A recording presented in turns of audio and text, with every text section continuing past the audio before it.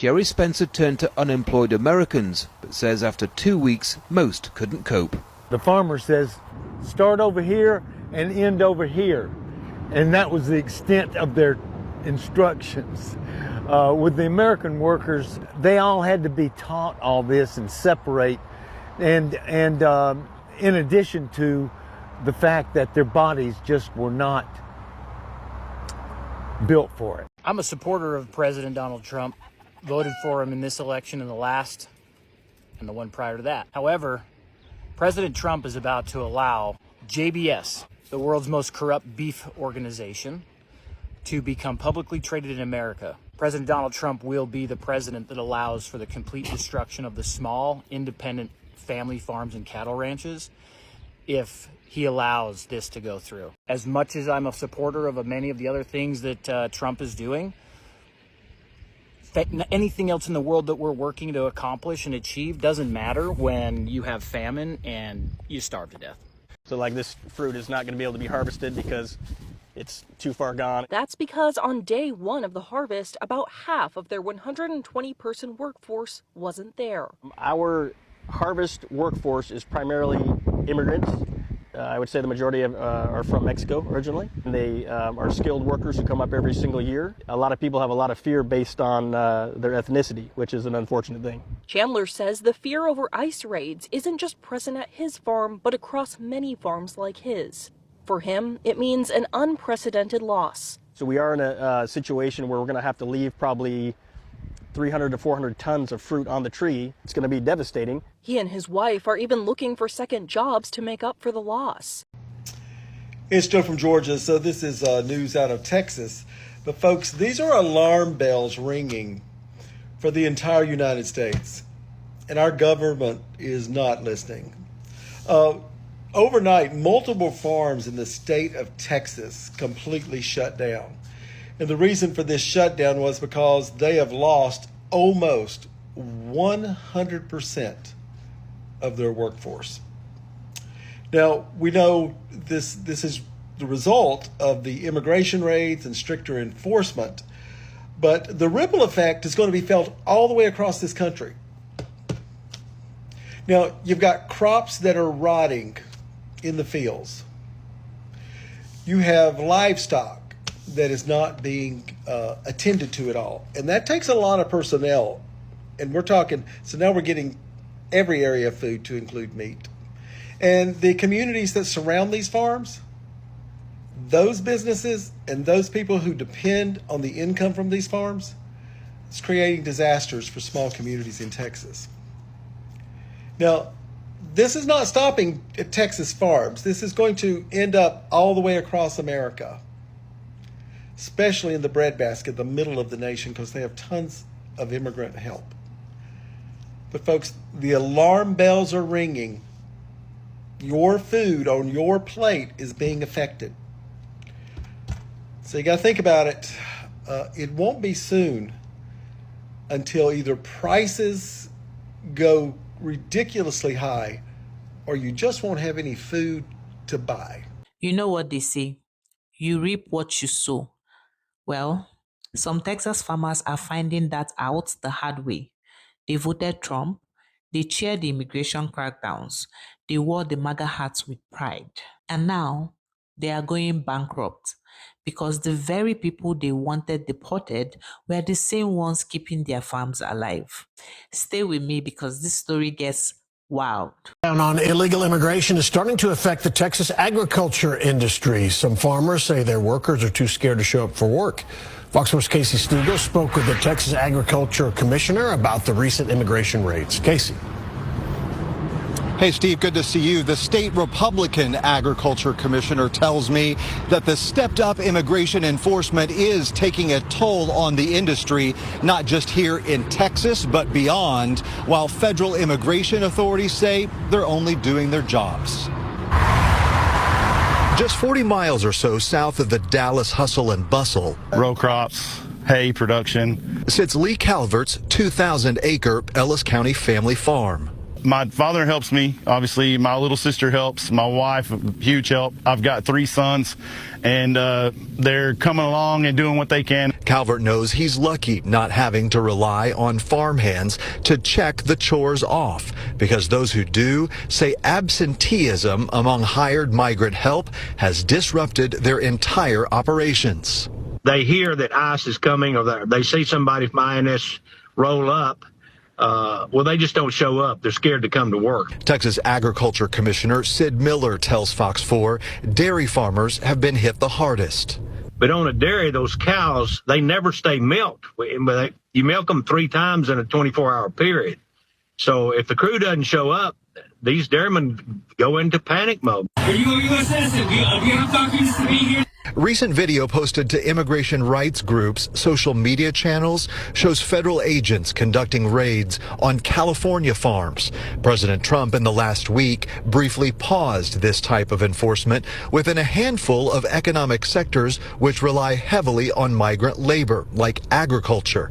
Then it was back to business. We're enforcing everywhere. In other words, the president has said if you are an illegal immigrant into this country, you ought to voluntarily go back and come through the proper channels. Folks like Lee Calvert agree there's no place in America for migrants with violent criminal backgrounds, but wishes there was more gray area. And I think there needs to be a distinction made and a pathway for the people that do want to come here, obey our laws, integrate into our societies, work in our factories, fields, wherever. So the U.S. Department of Agriculture estimates that more than 40% of the nation's farm workers are undocumented. Let's rewind a bit. Texas farmers overwhelmingly voted for Trump in both 2016 and 2024, even though their industry, yes, farming, has been heavily dependent on undocumented workers for decades. They knew that most of their labor force were undocumented immigrants.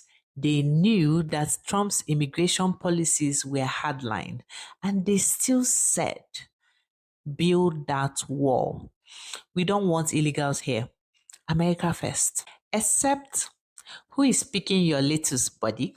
Who is baling that hay at 4 a.m. in the summer heat? Who is milking those cows 365 days a year? Spoiler alert, it wasn't charged from accounting. It was mostly undocumented immigrants. No more Hispanic workers on his job site, so they called him in. Not y'all melting.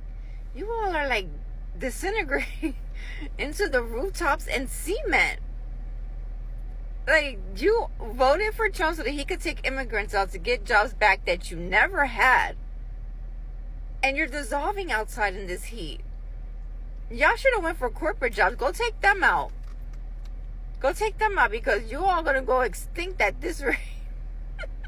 After Trump's 2025 crackdown ramped up, ICE raids became common across rural Texas. Entire crews of farm workers vanished overnight. Crops were left to rot in the fields. Dairy farms couldn't keep up. Harvests failed. And one by one, farms started shutting down. It's gotten so bad that some farmers are now literally begging the government to allow migrant workers back in. The same ones they cheered to deport, the same ones they claimed were the problem. All right, MAGA, get out there. Where are you at? You got your jobs back. You got your jobs that were taken from you. Get out there. Get out there and start working. Get to work. America first. Get out there. 100% haven't shown up to work due to immigration raids. Texas farmer says. America's migrant workers are terrified to work, but unable to stay home. So get out there, MAGA. You got these jobs back. You took them back. You voted. You got your guy in there to get rid of all of those migrant workers. So get out there. Get out there and start working. But for real, I want to shout out to the undocumented migrant workers, as they were deemed essential in 2020. They stepped up when this nation needed them most. They have my utmost respect. They should see a pathway to citizenship, period. But now, we can't find labor. No one wants to do the job. We are losing everything. It's giving karma with a twist of economic collapse. This is breaking news. Texas farmers are sounding the alarm on this tariff war. And in more breaking news, nobody cares.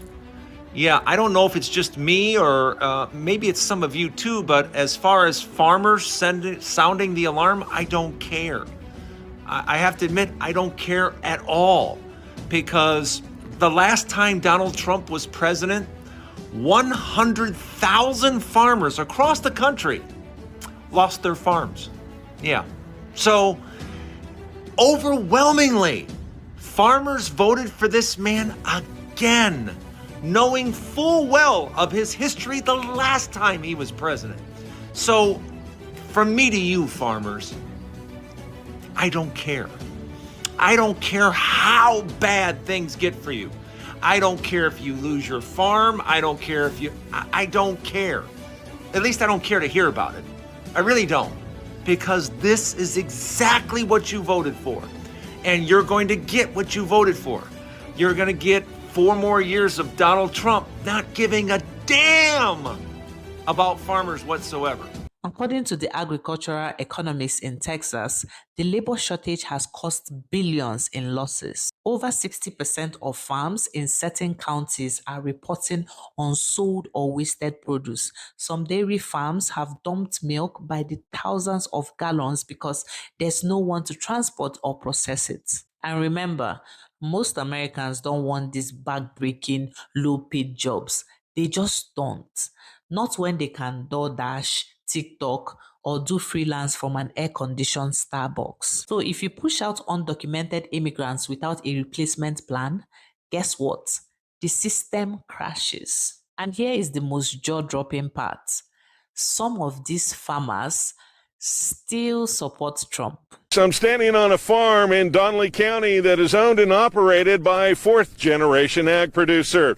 With the recent passing and signing of the One Big Beautiful Bill, ag producers and farmers on the High Plains will tell you they see much-needed relief and are hopeful that this will help them with their industry in the future. I believe overall it'll be good.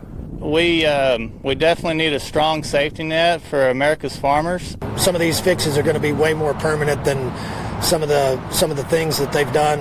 You know, the Biden administration and even the first Trump administration used just executive orders to legislate, and I think that this is really a good thing. With the passage and signing of the One Big Beautiful Bill, a number of benefits are expected to kick in the ag industry, not just here in Texas, but across the country in the near future. There's some language in there to where they've got more funding provided for the foot and mouth disease vaccine bank to help get it more fully funded. And then I know that they're working on the border with the screwworm issue down on the Mexican border. What has many of the ag producers and farmers excited about the passage of the One Big Beautiful Bill is directed towards research and innovation to help farmers improve productivity and address the challenges today and in the near future. Weeds are always a challenge, so we always need new ways to deal with weeds, such as careless weeds and other resistant weeds. So research in that area will be real good. About 200 bales right here.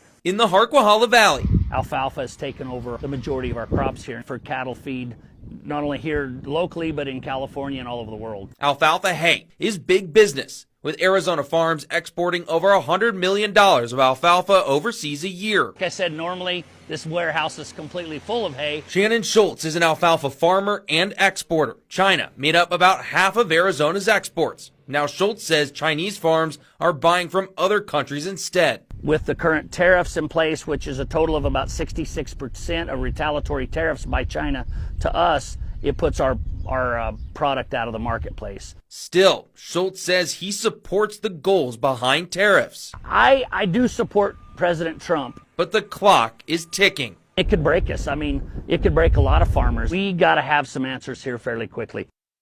They are literally broke, in debt, and some are losing generational land, but they are still waving that red hat like it's a life jacket. It's like someone lit their house on fire and they are thanking the arsonists for the warmth. Look, I'm not saying these farmers deserve to suffer, but I am saying actions have consequences. You can't vote against your own livelihood and be shocked when it disappears. This isn't just about farmers in Texas. This is about how political choices have real-world impact, especially when made based on slogans instead of strategy. It's about how America's economy depends on people it doesn't want to admit it needs. Immigrants. Yes, even undocumented ones have been the backbone of agriculture, construction, elder care, hospitality, and more. Cracking down without thinking, it doesn't make America great again. It just breaks it. So the next time you hear America first or deport them all, ask yourself, who is really keeping America running? It might just be the people you are trying to kick out. Drop a comment below. Do you think these farmers brought it on themselves? Or do you feel for them? Like, share, and don't forget to subscribe for more content that actually makes you think. So YouTube thinks you will like this video over here. I'll see you in the next one. Au revoir.